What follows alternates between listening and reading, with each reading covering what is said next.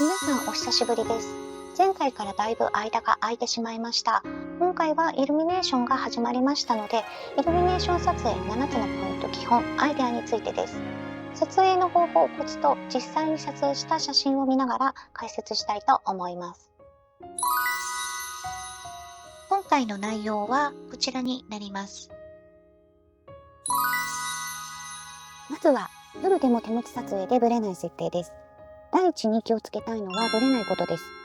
イルミネーションに限らずどのシーンにおいてもですが、どんなに構図など他が良くてもブレてしまったらボツになってしまいます。ブレには撮影する対象の被写体ブレと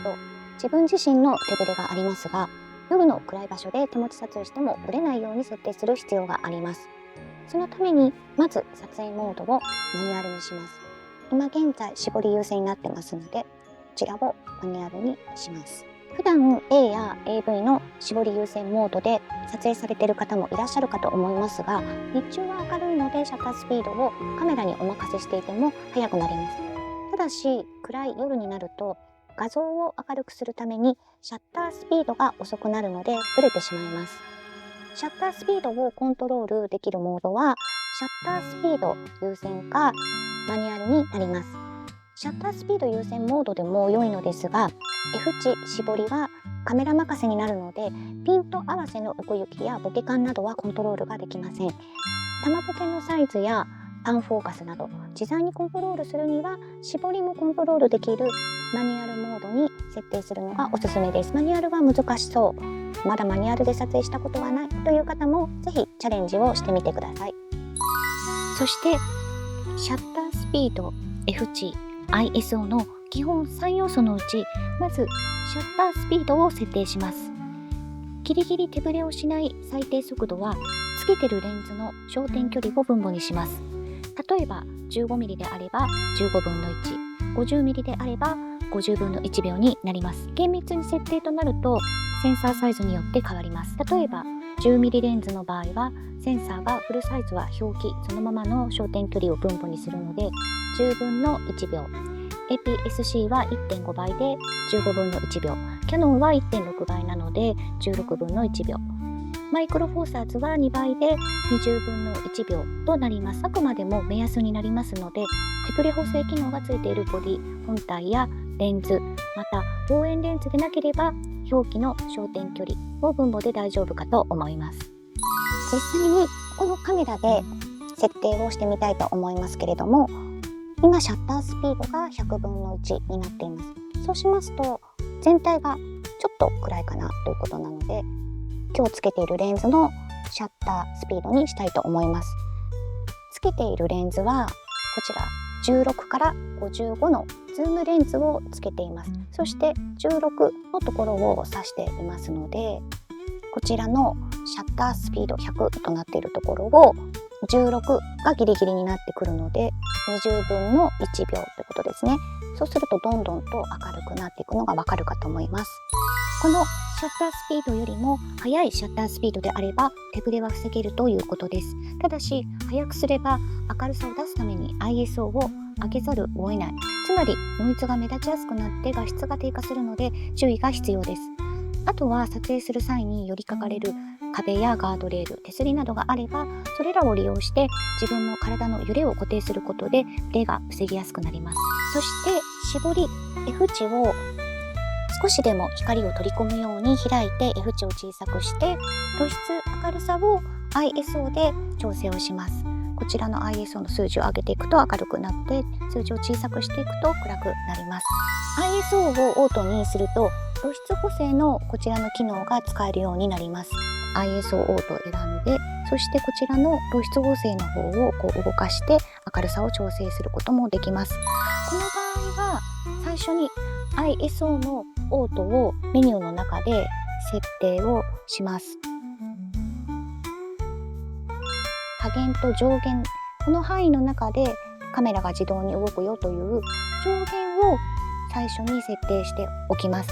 もしこれが例えば12,800となってますと、160から12,800の中でカメラが自動的に ISO を動かすのですが、ガンと12,800まで上がってしまうということになる。つまりノイズが乗ってしまうということになるので、上限を自分でどのぐらいかをセッティングしておきます。低速シャッター限界については、これ以上遅く、これ以下にならないようにシャッタースピードをズバリ自分で設定ができるんですけれども、今現在マニュアルモードにして一番最初に自分でこのシャッタースピードですっていう風に固定をしてズバリで設定してますので、オートのままで大丈夫かなと思います。これで手ぶれを気にせずにノイズも最小限に抑えた撮影が可能になります。2つ目のポイント、背景前景のぼかし方です。イルミネーションといえば玉ボケが醍醐味ですよね。まず絞り F 値ですが、絞りを開くほど F 値を小さくするほど被写界深度、ピント合わせの奥行き範囲が狭くなるため前後がボケやすくなります。そして撮影者と被写体と背景前景との距離も重要になります。F 値を最小にしても被写体と背景の距離が近いと背景はボケません。また撮影者と被写体の距離が近いと前景はボケません。動画を見ながら後ろの玉ボケがどのように変化するかを見ていきたいと思います。スマホ画面をどんどんと離していきます。どんどんと離していくと後ろの玉ボケが小さくなるのがわかるかと思います。もう一度早送りで見た方が後ろの玉ボケの大きさが小さくなるのがわかりやすいので、早送りしてみたいと思います。だんだんと玉ボケが小さくなったのがわかるかなと思います。そしてレンズも広角よりも標準よりも望遠の方が被写界深度、ピント合わせの奥行き範囲が狭くなります。ズームレンズであれば望遠側で撮影するとボケやすいということです。ただしブレないようにシャッタースピードを速くするため、その分明るさを出すために ISO を上げることになり、ノイズが目立ちやすくなるので注意が必要です。3つ目のポイント、マニュアルフォーカスでボケを作るです。あえてピントを外してボケを作る方法で、レンズの横サイドに AF、MF の切り替えがあれば MF にし、レンズに切り替えがなければカメラ背面の Q やインフォなどのボタンを押すと一覧が出てくると思いますので、その中のフォーカス方式をオートフォーカス AF からマニュアルフォーカスの MF に切り替えます。富士フイルムなどは前面に切り替えダイヤルがあります。そうするとオートフォーカスは効かなくなり、自分でレンズのピンとリングを回してフォーカスを調整することができるようになります。リングを回すとピントが外れてどんどんボケていきます。こちらの動画で見てみたいと思いますが、まずピントが外れている状況からピンとリングを回してピントを合わせにいっている状態です。どんどんとピントが合っていきます。オートフォーカスは暗いとピント合わせを迷ったり正確に合わなかったりするので、フォーカスを自分の思うようにピシッと合わせたい場合にも有効です。ここからは撮影のアイデアをご紹介します。1つ目は多重露光、多重露出です。こちらの写真を見ていただきたいのですが、この3枚の写真をカメラ内合成した多重露光、多重露出を利用した撮影です。まず多重露光の種類を明るい部分だけを重ねる比較名合成を選んでから、1枚目は元になる基本を撮影し、2枚目、3枚目、先ほどのマニュアルフォーカスにしてピントを外して玉ボケを重ねています。その際に3枚目はホワイトバランスを青寄りに変えてカラフルな玉ボケに仕上げています。ズームレンズの場合はピントを外した後にさらにズームにすると玉ボケがこのように大きくなります。多重露光、多重露出の機能は機種によってはカメラ内に搭載されていない、またはアプリをダウンロードする必要があります。搭載されているカメラをお持ちの方はぜひお試ししてみてください。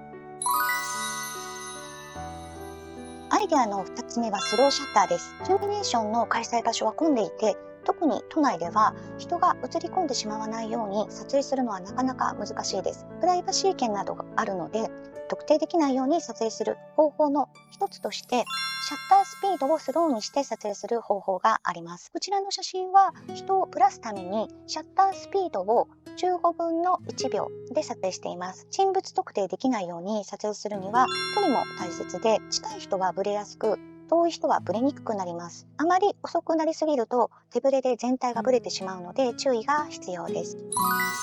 またシャッターを開いている間に歩いてみたり、ズームレンズの場合はズームリングを動かして横間ズームをしてみたり、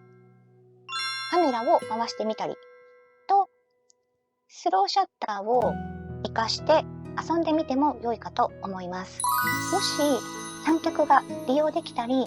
固定が可能な場所であれば、ブレを気にせずにシャッタースピードを遅くできるので、車の後石などを映し込んでも良いかと思います。こちらは六本木ヒルズ欅坂の歩道のガードレールの上にカメラを置いて、シャッタースピード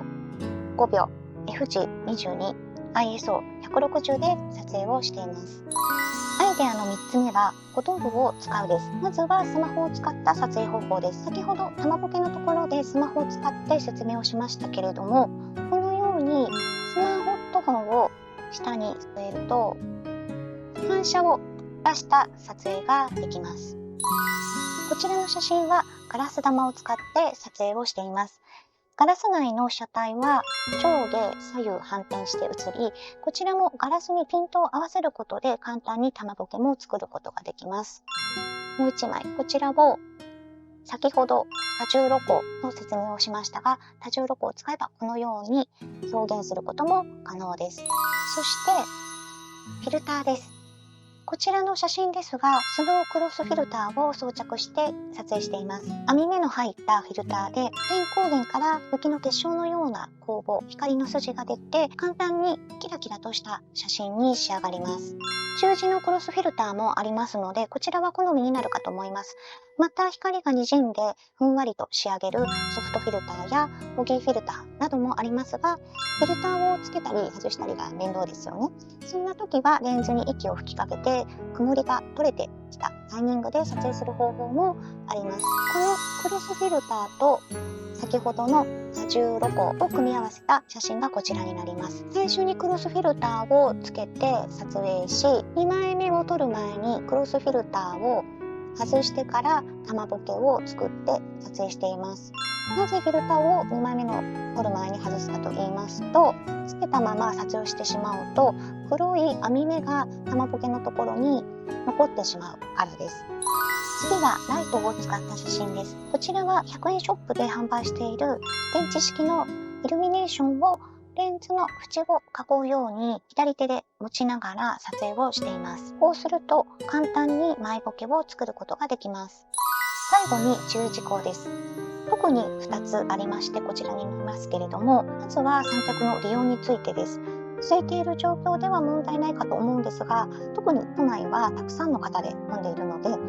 たとえ三脚禁止の注意書きがなくても、場所を取ったり長時間滞在で邪魔になったり、三脚の足につまずいて怪我を誘発したりと、周囲の方に迷惑をかけることになりますので、撮影マナーとしては混雑時は特にですけれども、三脚は使用しない方が賢明かなと思います。限られた条件や状況でどういう風に撮影するかを工夫しながら撮影した方がテクニックの上達も早いと思うので、ぜひ工夫しながらチャレンジしてみてください。またですね、フラッシュやストロボも人混みでは利用しない方が賢明かなと思います。それに寒いと電池がですね、充電満タンにしていても減りが早くなるので、予備の電池を持参すると良いのかなと思います。また寒い中長時間いると体が冷えるので、しっかり防寒対策をして風邪をひかないようにお気をつけて撮影すると良いかなと思います。12月に入り、至るところでイルミネーションが始まりました。都内では2月まで開催している場所もありますので、ぜひ冬ならではの夜を楽しんで撮影もいろいろとお試しください。